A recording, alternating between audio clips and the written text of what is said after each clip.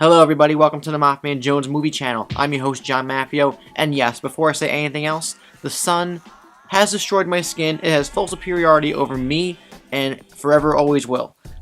Today's featured movie is Sorry to Bother You. It's directed by Boots Riley, and it stars Lakeith Stanfield, one of my favorite actors out there right now, and it's about Lakeith Stanfield's character, who is really struggling to get through life, and he becomes a telemarketer.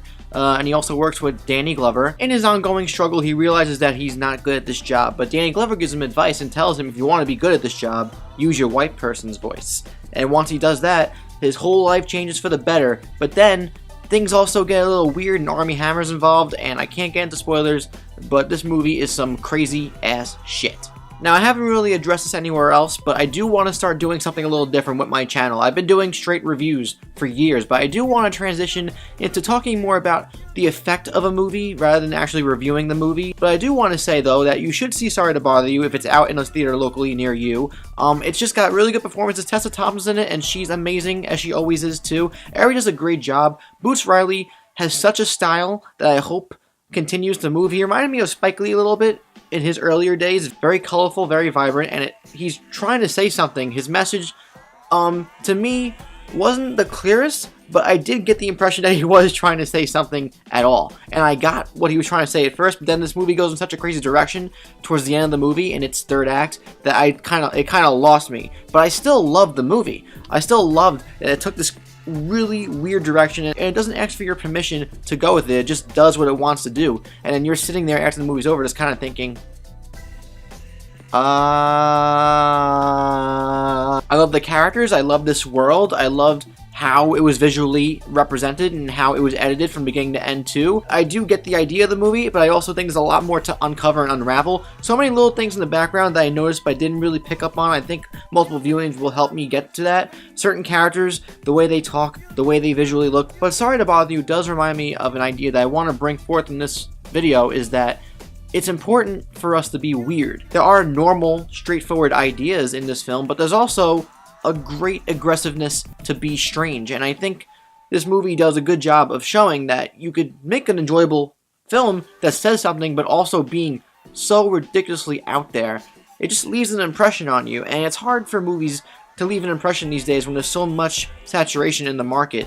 There's a lot of great indie movies that come out, but it's hard to stick out when there's movies coming out, 2 or 3, 4 or 5 movies coming out every single weekend, and hundreds of movies coming out every single year.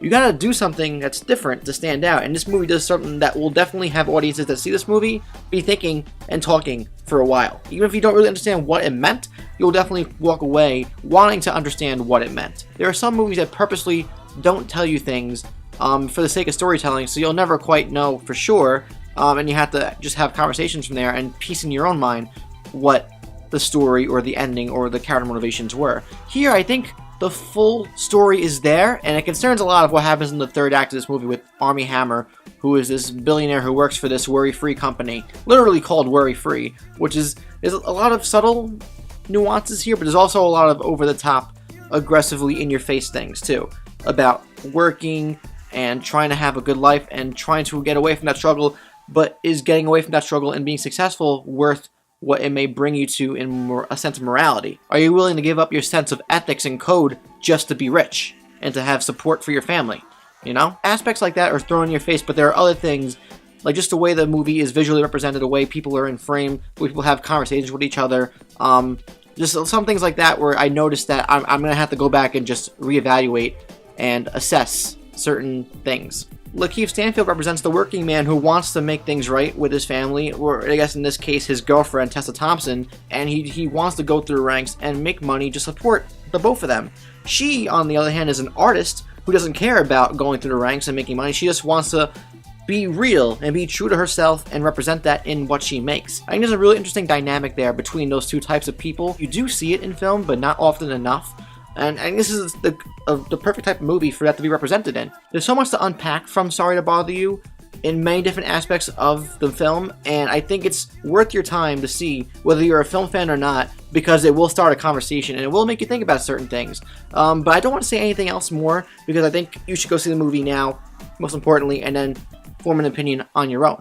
But I do want to say, yes, Sorry to Bother You is in my opinion, a really good movie. Can't call it great yet, but I feel like repeated viewings are gonna really benefit me, personally. And I just liked a lot of these ideas that were just kind of being thrown at you, but a lot of them stick. And everything here worked for me for the most part. It's just one of those movies I think is gonna grab a lot of attention over the next few months.